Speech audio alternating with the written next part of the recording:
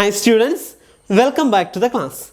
In this class, we are going to begin a new session and we are going to start the session Limits and Derivatives.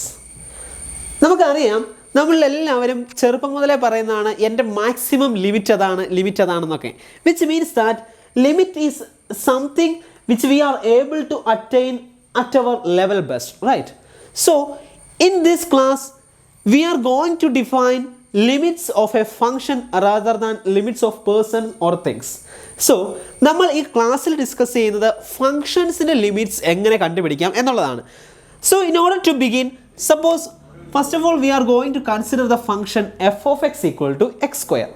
Okay, we are going to find the limit of this function near to the value 0 or at the value 0. So we are going to evaluate the limit of the function when the functional value approaches to the value 0. You may feel confused on hearing these things all at a sudden, but you will be expert after having some lessons on this. Let us begin. So our function is x square and let x be the set of all input values for the function x square. Our objective is to find the limit of the function when the limit is very nearer to the value x equal to 0. So in order to find the limit of the function very close to the value 0, we have to choose our input values very close to 0. So first of all, we chose 0.5 as our input value. So the functional value is nothing but x square, which is 0.5 square equal to 0.25. Then again we are getting more close to 0. So in order to get us more close to 0, we chose 0.25 as our input value. When we chose 0.25 as our input value, the functional value become 0.0625, which means that whenever we are getting more and more closer to the value 0, the output value or the functional value also getting more and more closer to the value 0.0625. See here, the value is 0.0625 as the input value, which means that the input value now is becoming more and more closer to the value 0. Then the output value also getting more and more closer to the value 0, which is 0.0390625, which means that എപ്പോഴാണോ input value സീറോയോട് വളരെ close ആയി merge ചെയ്ത് വരുന്നത് അപ്പോഴൊക്കെ output വാല്യൂസും സീറോയോട് close ആയി വരും, which means that whenever we reach in a stage where the input value is 0, the output value will also be 0. We denote it as limit of the function as x tending to 0, x square is nothing but 0, which means that limit of x square as x approaching to 0 is nothing but 0, which means that which should be interpreted as എപ്പോഴാണോ input value സീറോയോട് കൂടുതൽ close ആകുന്നത് അപ്പോഴൊക്കെ X സ്ക്വയറും സീറോയോട് കൂടുതൽ close ആവും. എപ്പോഴാണോ X സീറോയിൽ എത്തുന്നത് അപ്പോൾ എക്സ് സ്ക്വയറും സീറോയിലെത്തും. We can also interpret this definition by a graphical form like this.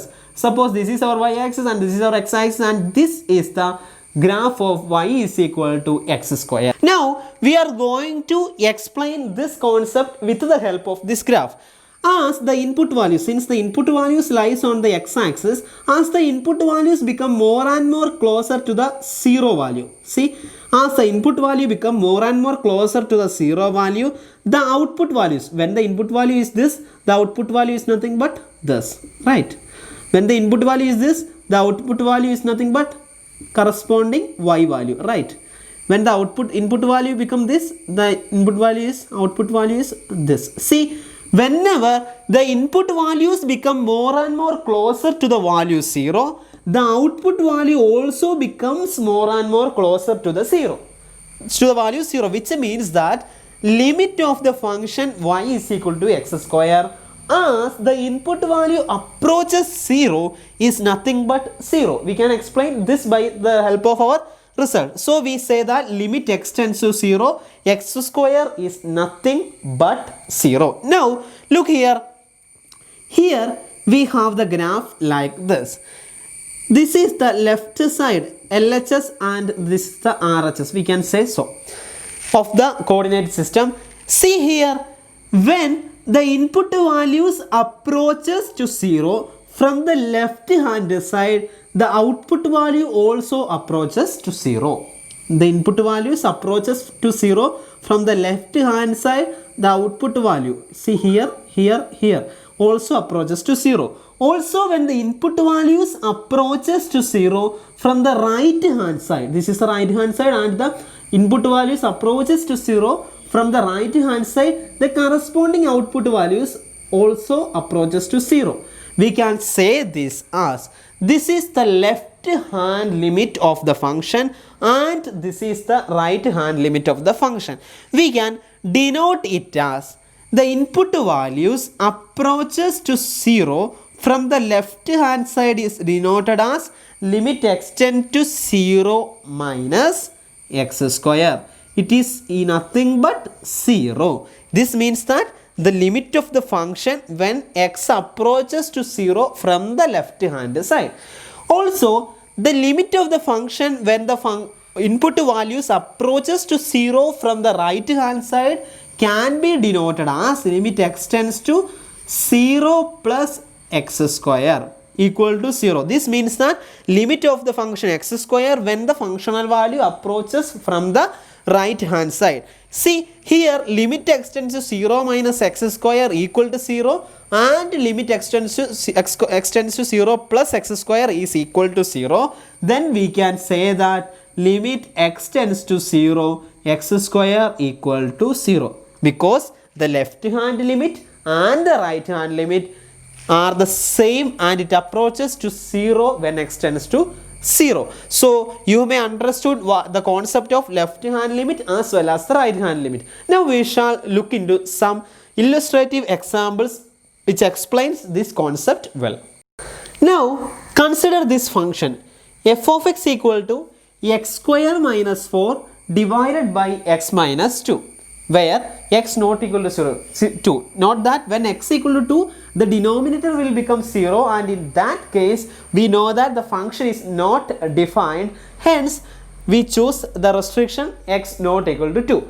And now we are going to find out whether the limit exists when the input value tends to 2 or not. That is, when we are going to find limit x tends to 2 f of x, where f of x is not defined at the point 2. That is, we are going to find the limit of the function at a point where the function is not defined. We shall check how we can find. See, 1.5 is an input value of x, of f of x, and we got the output value as 3.5. Again, 1.75 is an input value for the function f of x and we got the output value as 3.75. That is, whenever we are getting a closer value to the value 2 as the input value, we get the output value closer to 4. See, when we chose 1.5 we got 3.5, and when we chose 1.75 which is more closer to the input to the value 2, we got the output value 3.75 which is again more closer to the value 4, which means that whenever we are approaching the point 2 from the left side, the limit approaches to the point 4, because 3.5, 3.75 and it goes on to the value 4. So we can write limit x tends to 2 minus f of x equal to 4, because we are approaching to the point 2 from the left side, the limit tends to the value 4. We call this limit as left hand limit. Clear? So this is the left hand limit and we got it as 4. Now we shall find the right hand limit. See here, when the value approaches to 2 from the right hand, 2.5 we got the value as 4.5. When it become 2.25 we got the value as 4.15, and in such a way when the value approaches from the right side to the point 2. This is the point 2 which is in the center of these values, and when the value approaches from the right side to the value 2, the limit or the functional value approaches to the point 4 from the right side. In that case, we can say that limit of the function, limit x tends to 2 plus, that is when the values approaches from the right to the function f of x is nothing but 4, that is the right hand limit is 4. In that case, we can see that the left hand limit equal to the right hand limit. Hence, we can say that limit x tends to 2 f of x equal to nothing but 4. Always remember that this limit exists only when left hand limit equal to the right hand limit,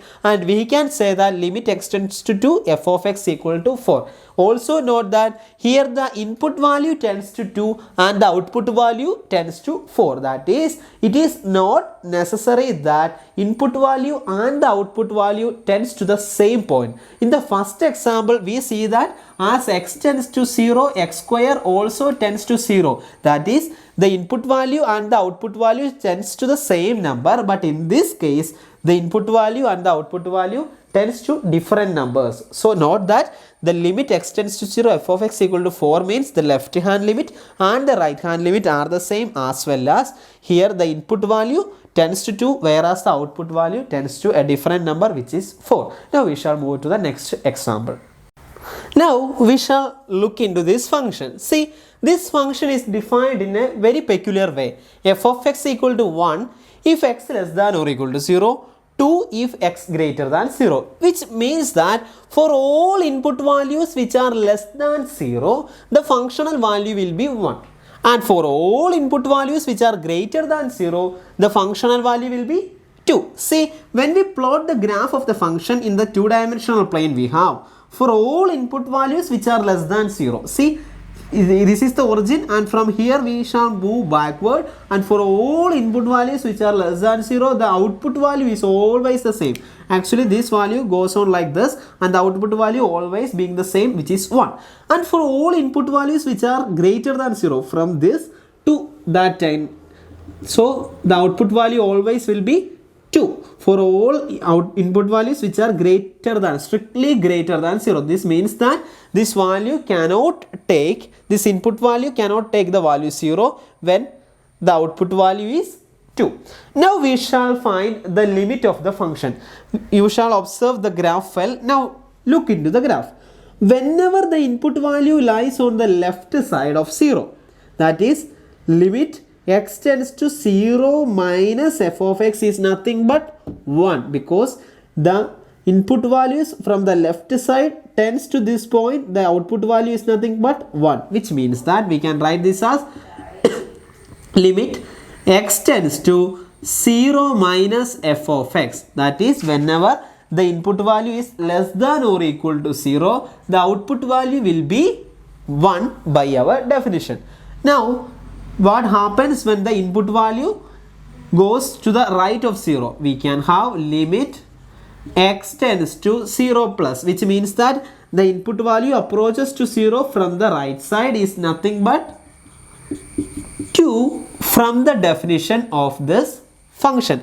See, here limit x tends to 0 minus, which is the left hand limit, and the right hand limit are not equal, which means that this function doesn't have a limit at the point 0. Always remember that if the left hand limit is not equal to the right hand limit, we can clearly say that the left hand limit is not equal to the right hand limit, and the function do not have a limit at the point 0.